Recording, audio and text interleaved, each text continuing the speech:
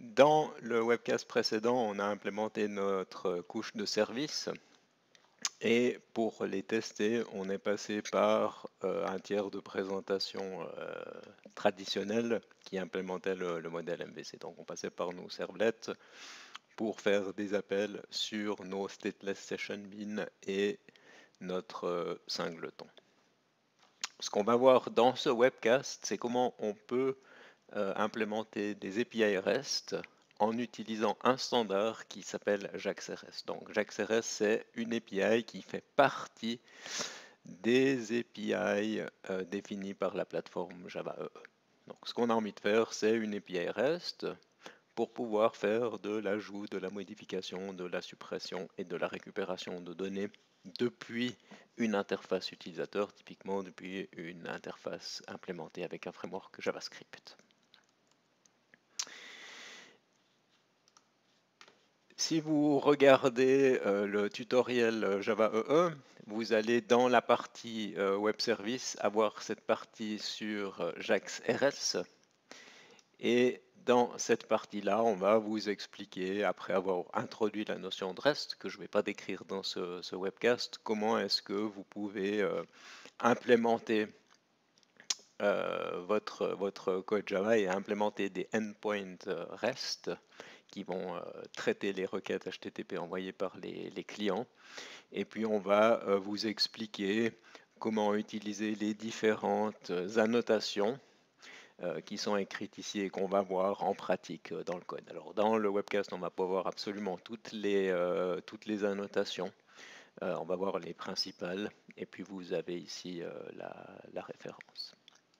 Si vous allez regarder la spécification Java EE, c'est intéressant puisqu'on avait dit la première semaine que Java EE c'était une spécification parapluie, c'est-à-dire qu'elle définissait un ensemble d'API qui devait être fourni par un serveur d'application avec une spécification précise des versions des différentes API.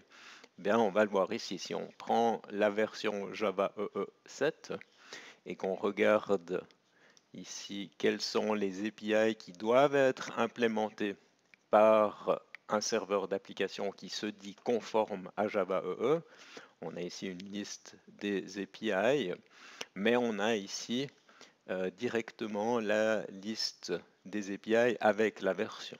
Donc on voit ici par exemple que pour prétendre à la compatibilité Java EE 7, on doit fournir une implémentation JAX RS 2.0. Donc ça veut dire que quand vous déployez une application dans Glassfish ou dans Wildfly, ici, eh bien, ces serveurs d'application vous fournissent une implémentation de JAX-RS. JAX-RS, c'est ce qui va spécifier, entre autres, les annotations que vous allez utiliser dans votre code. Alors, si vous allez dans la documentation de Glassfish, respectivement de Wildfly, vous allez voir que, par défaut, l'implémentation JAX-RS est différente.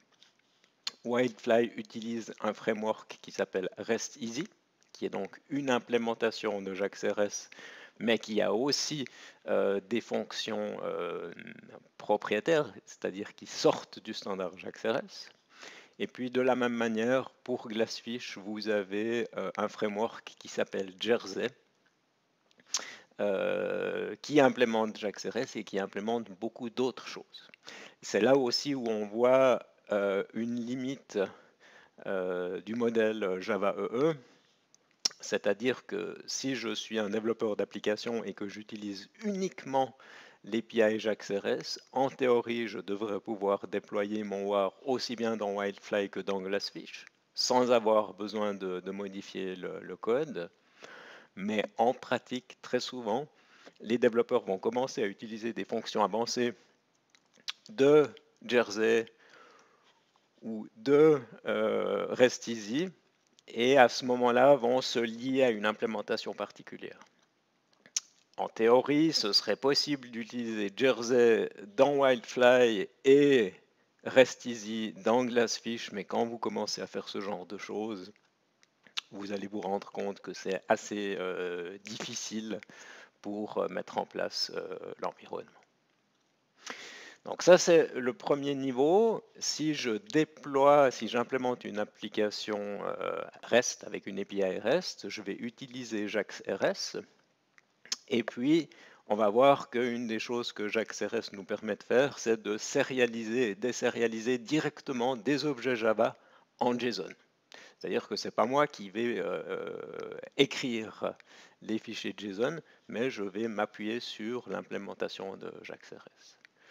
Il y a un deuxième niveau en dessous de REST-Easy et en dessous de Jersey qui s'occupe justement de la sérialisation. C'est-à-dire que aussi bien avec Jersey qu'avec REST-Easy, on peut faire cette sérialisation JSON de différentes manières. Si vous regardez ici, avec Jersey, on vous donne toutes ces options aussi. Par défaut, Jersey utilise Moxie. Et puis, si on regarde la documentation de Jersey, eh bien, on voit que là aussi, on peut faire la sérialisation et la désérialisation de différentes manières. Un des frameworks qui est massivement utilisé pour faire cette sérialisation et cette désérialisation, c'est Jackson. Et Jackson, c'est un projet qui est externe à ces éléments, qui est externe, qui est indépendant des serveurs d'application. Vous avez ici la page du projet. Mais donc, ce qui est possible, c'est d'utiliser Jackson comme moteur de sérialisation de REST-Easy et comme moteur de sérialisation de Jersey. Donc, c'est là où les choses vont se rejoindre. Finalement, je vais décider d'utiliser soit Wildfly, soit Glassfish.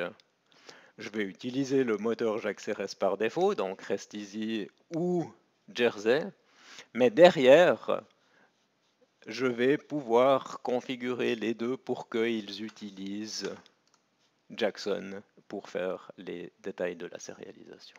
Et c'est ce que je vais faire dans ce webcast. Je vais utiliser Jackson et c'est quelque chose que j'utilise dans la plupart de mes projets. Alors, après cette introduction, on va regarder concrètement le code. Donc, on va regarder qu'est-ce qu'on doit faire pour implémenter des classes ici. Et le but, c'est qu'on puisse avoir une API REST à disposition. Donc, ici, vous voyez, j'utilise Postman pour envoyer des requêtes HTTP. Je vais les envoyer vers /API/people avec un payload ici. Je vais faire un HTTP post. Et on voit que dans ce cas-là, je reçois un code de statut. Où est-ce qu'il est? Le code de statut, il n'est pas affiché. Ici, il est là. Donc, c'est un 201 created. La ressource a été créée. Et j'ai ici l'URL que je peux utiliser pour récupérer la ressource que je viens de créer.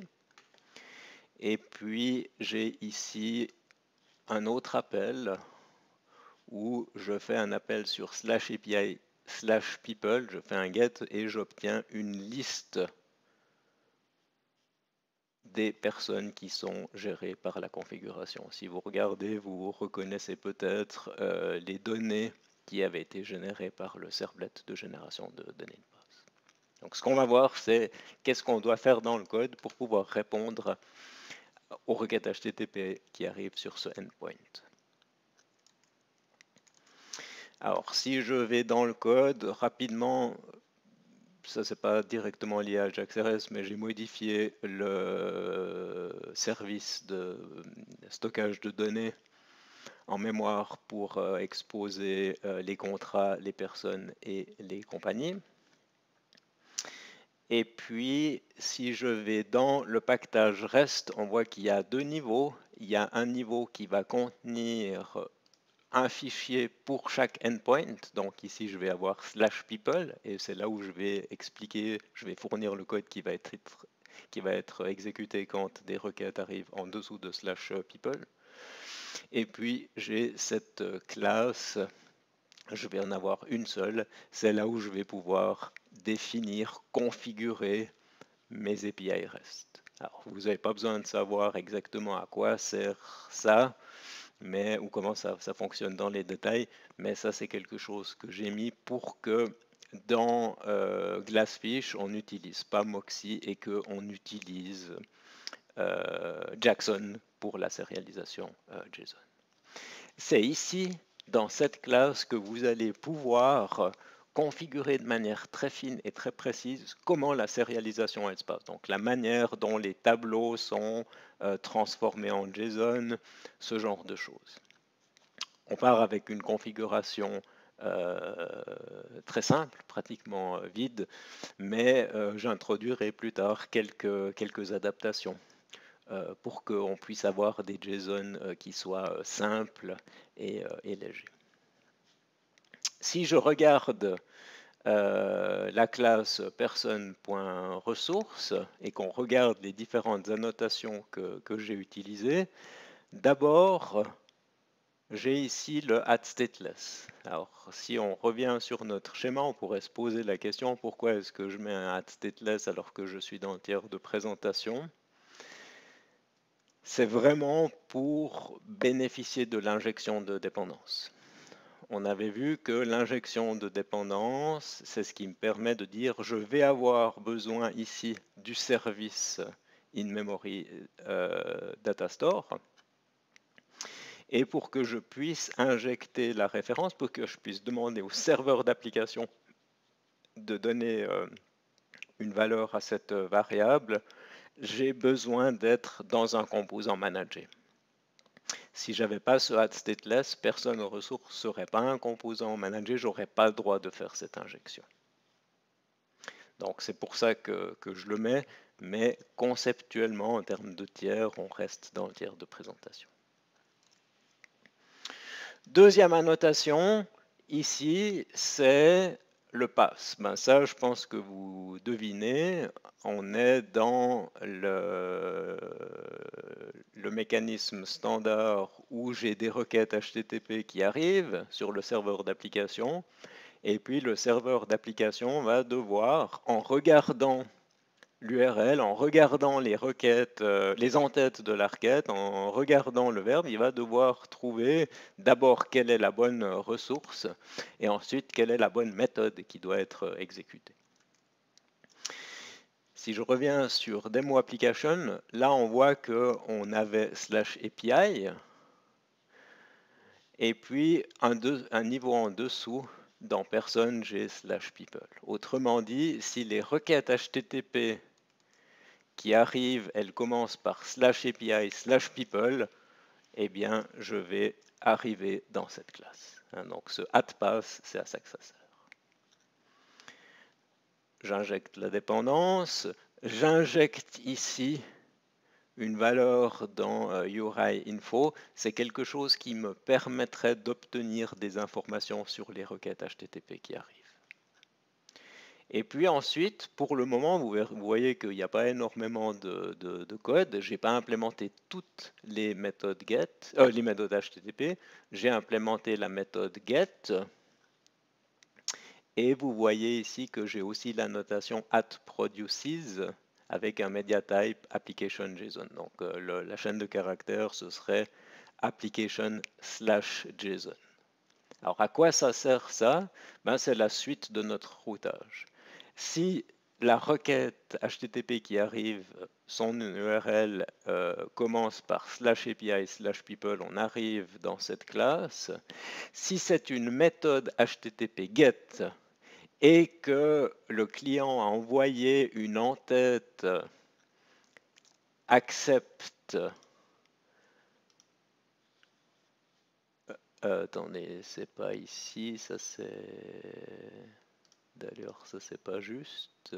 Normalement ici ça devrait être du accept, ça devrait pas être du content type. Ça devrait être du accept ici. Si le client dit qu'il accepte du JSON, alors je vais exécuter ce code. De la même manière, si ici c'est un HTTP post et que le content type est application JSON, je vais exécuter ce code ici. Et puis, qu'est-ce que je fais ici? Donc, si le client demande, s'il accède à /people, ça veut dire qu'il a envie d'obtenir la liste des personnes qui sont gérées par l'application. Eh bien, je vais récupérer la liste des personnes dans mon magasin de données en mémoire et puis je vais les transformer. On va parler tout de suite des DTO, de la notation de DTO. Et puis, les résultats que j'ai, je vais les renvoyer au client. Et vous voyez que ici, je travaille uniquement avec des objets Java, avec des classes Java. Derrière les décors, les différents frameworks, et en l'occurrence Jackson, qu'on avait vu ici, vont s'occuper de produire, de générer le JSON. Ce n'est pas moi qui dois faire ça manuellement. Si on regarde le poste, donc là j'ai envoyé des données et puis je vise /people. De nouveau, on voit que j'ai juste besoin ici de donner une variable et de dire que je reçois quelque chose qui va être désérialisable en personne DTO. Après que Jackson est désérialisé, je vais avoir les bonnes valeurs ici. Donc ça veut dire que quand je fais mon post ici, avec ces données, quand je vais arriver dans ce code ici, personne DTO aura des valeurs dans first name et last name. Donc ce que je fais ici, c'est que j'enregistre ça dans le magasin de données. Et puis la réponse que je vais renvoyer, si c'est un post, la bonne pratique c'est de renvoyer un 201 created, un code de statut HTTP created, et puis de renvoyer l'URL que je vais pouvoir utiliser pour accéder à la ressource que je viens de créer. Ce code ici, que vous pourrez étudier en détail, c'est ce qui permet de générer l'URL qui est, je ne sais plus, il faut que j'aille dans l'historique, si je vais dans le post.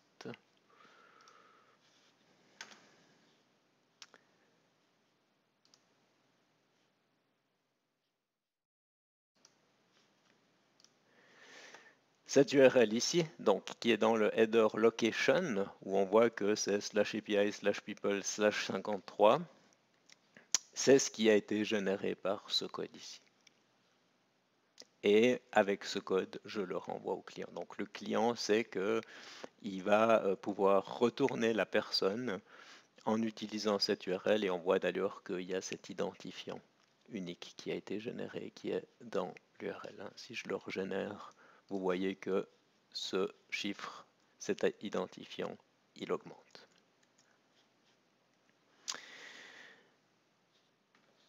J'ai parlé de DTO, et c'est d'ailleurs un point important ici, et on va en parler de manière étendue dans le cours. Mais un DTO, c'est d'ailleurs pourquoi DTO, c'est Data Transfer Object, c'est une classe d'objets que je définis pour définir le format de données échangé entre le client et le serveur. Quand on a travaillé ici et qu'on avait notre pactage modèle, on avait des compagnies, on avait des personnes, on avait des contrats. Typiquement, ces classes ici, c'est ce qu'on va utiliser pour stocker les données dans la base de données. Tout ce que j'ai à ce niveau et tout ce que j'ai dans la base de données, je n'ai pas forcément envie de l'exposer tel quel au client. Par exemple, il y a certains champs, on peut penser au salaire, que je dois stocker dans la base de données, mais que je n'ai pas envie d'exposer au client. Il y a une autre notion qui est la granularité. Ici, je peux avoir une personne et une société qui sont des objets différents, mais peut-être que quand je définis mon API REST et mes payloads JSON, je préfère fusionner les entités pour pouvoir récupérer toutes les données en un appel HTTP. Alors, c'est un sujet qui était un petit peu débattu, et puis il y a des gens qui étaient plutôt opposés à la création de DTO explicites, parce que c'est vrai qu'on va retrouver plus ou moins les mêmes objets. Donc il y a des gens qui trouvent que c'est redondant. Personnellement, et avec l'expérience de beaucoup de projets, je trouve que c'est beaucoup plus simple et beaucoup plus maintenable de définir ce pactage. Donc ici, je vais vraiment définir ce qui va être sérialisé et ce qui va être envoyé par le client ou retourné au client. Hein, donc les DTO, c'est vraiment ce qui va circuler, ce qui va être sérialisé ou désérialisé en JSON et ce qui va naviguer entre le tiers client et le tiers présentation. Donc vraiment, vous avez, à mon avis, intérêt à faire ça. Votre code va être plus facile à lire, plus facile à maintenir. Vous allez éviter des soucis de sécurité. Vous allez éviter toutes sortes de soucis techniques. Et puis, il y a un peu de code à écrire, il y a un petit peu de redondance. Mais au final, vous allez gagner du temps. Donc, vous voyez ici, j'ai ma personne DTO. Qu'est-ce que je veux envoyer? C'est le prénom, le nom. Et puis, je vais aussi envoyer la liste des employeurs courants. Donc, pour pouvoir faire ça, qu'est-ce que je dois faire? Je dois récupérer la liste des contrats d'une personne. Et puis, tous les contrats qui sont actifs, ça me donne un employeur actuel. Donc, en ayant présenté ce personne DTO, si je reviens dans mon endpoint REST, vous voyez que quand je fais le get, donc je veux obtenir la liste des personnes, je vais d'abord interroger ma base de données en mémoire. Là, j'ai des instances de la classe personne. Et puis, j'utilise l'API Java 8 pour pouvoir dire, ben, je vais d'abord filtrer les personnes et puis peut-être que le client m'a dit qu'il voulait juste des personnes avec un certain nom de famille, donc c'est à ça que sert ce filtre. Et puis je vais ensuite appliquer une transformation sur chaque personne et je vais la transformer en DTO. Et c'est là où j'ai ma méthode d'aide où je dis pour transformer une personne en DTO, je vais l'initialiser avec le prénom et le nom de famille de la personne, et puis je vais ensuite pouvoir récupérer les objets liés, et toutes ces données-là, je vais les agréger dans un objet. C'est ce qui fait que quand je reviens ici, et je demande à obtenir la liste des personnes, dans le même payload, ici, j'ai les données de base et j'ai la liste des employés. Je ne suis pas obligé de faire une requête HTTP pour avoir la liste des personnes et ensuite n requêtes supplémentaires pour avoir les données des employés. Donc en termes de performance et d'efficacité, c'est très intéressant. Ça illustre cette notion d'agrégation. Et puis, ça veut dire aussi que j'ai pu sélectionner quelle partie du contrat je voulais exposer au client.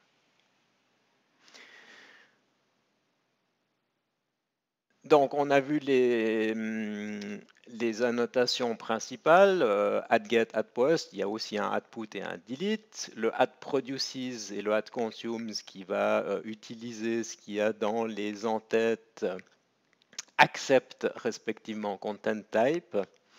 Et puis, vous avez aussi le query param value by name. C'est ce qui va me permettre ici de dire, par exemple, je suis intéressé d'avoir uniquement les personnes dont le nom de famille est Lichty. On voit que dans le code, je donne le nom du paramètre et puis automatiquement, je vais avoir une injection de la valeur dans ce paramètre. Il y a une autre technique ici qui est le pass ID. Donc on avait le pass au niveau de la classe, /API /people. Si au niveau d'une méthode, je rajoute la notation pass, ça veut dire qu'on descend d'un niveau.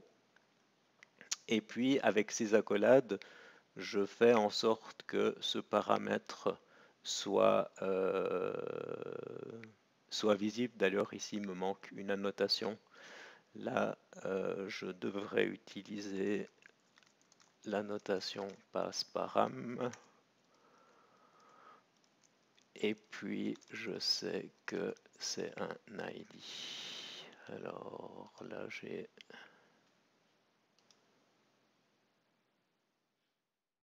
Je ne sais pas pourquoi il ne le prend pas. Il faudrait que j'aille regarder dans la doc. Je ne vais pas faire ça tout de suite, mais avec passParam, on peut récupérer cette valeur qui est derrière le slash et puis le passer dans le paramètre. Je vais regarder ça après.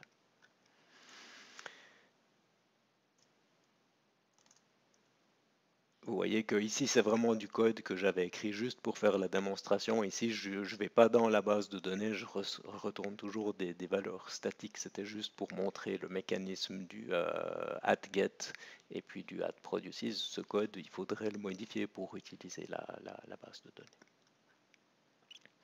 Voilà, alors avec ça on est allé un petit peu vite.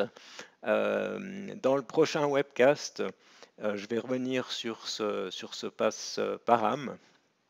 Et puis, on va après aussi voir comment on peut utiliser l'API REST depuis une interface JavaScript pour récupérer les données et les afficher.